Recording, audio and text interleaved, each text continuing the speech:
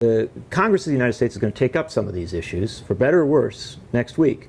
You got steelworkers coming in, and even some of the folks on the other side, they're going to try and discuss some of this. What should Americans be doing at the same time? How should Americans be pressuring Congress to pay attention, to step up on this issue? I think we have to start a movement to protect industries that are under attack. And I don't hear anyone really, other than Bernie Sanders, that are willing to speak in such profound terms. Because it doesn't play into our media culture, as I mentioned. It doesn't seem to pick up or play. Now, these hearings next week in Washington will hopefully get the attention of the mainstream media so the masses will understand exactly what's at stake. But the steel industry will present its case and explain to lawmakers just what the hell's going on. This has gone on steroids basically for the last 8 months in this country, and it's been an under-the-radar story. Now we're at a breaking point, I believe, because these plants that are getting idled are going to be idle for a long time. In fact, there's so much product on our market right now in the steel industry that it would take months of usage of that steel and sales and supply and demand before these plants would go back to work. So that tells us that there is a real hardship that's going to play out for American families, which affects kids, which affects their upbringing, which affects families and financial strain and social dependency, and of course Republicans want to cut that. So, or should I say social help. And that's exactly what it is, but they've earned it, okay? But it'll be chipped away at. So, in answer to your question about what can we do, we can pay attention, we can make sure that lawmakers are put on notice that their constituents are paying attention to this, and that if we're going to save the middle class, this is what we have to do. And anytime you hear an elected official or someone running for office say they want to do something for the middle class, ask them about Lorain, Ohio, because it is a microcosm for the rest of the country, and then ask them if they can explain what should be done.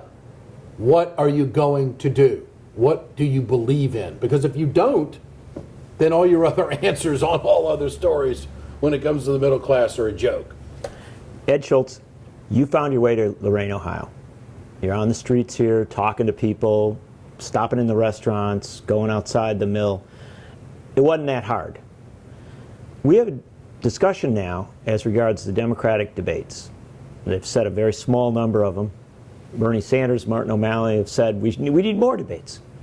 Wouldn't it be great if we could bring the Democratic presidential candidates to Lorain, Ohio, set them up in a union hall, set them up and make them answer a series of questions about these issues. Keep them here, follow up with them. John, Isn't that what we need? It's what we need. And it would be a beautiful thing. It would be very productive. But there's one word that has to be thrown into that answer. Dangerous. Yes. That would be too dangerous for the Democrats to put themselves in that position, because then, of course, they would be labeled as socialists. They would be labeled as anti-Wall Street, anti-business. No. That they've got it all wrong. They get hung up in bad vernacular and not afraid to explain the problem. Every American understands fairness. Every American understands a level playing field. And I do not believe that this country, its people, the United States, I do not believe the American people are ready to become pawns and springboards to save other economies across the globe. You said a lot of politicians see it as too dangerous to come to Lorain and do a debate about these issues. Well, issues. They'd have to make a commitment. I realize that. But isn't it more dangerous not to come?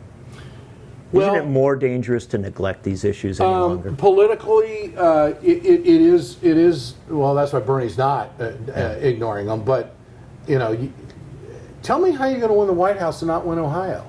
I think this is going to be a bigger issue in Ohio than ever before. And I also think that this is going to be very hard for Kasich to understand what has happened to his state and why is he standing idle while it's unfolding in his own backyard, yet he thinks he should be president.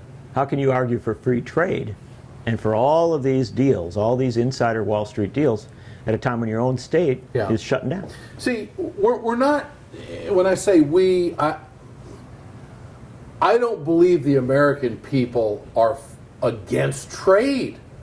We get it. I think the American people get trade. It's important. But to undercut American workers through international trade laws and cheat, they don't get that. I don't believe Americans get that. And I think they get furious when they see their politicians get bought and paid for by multinationals who are supporting their campaigns that do their bidding in Washington and forget places like Lorain, Ohio.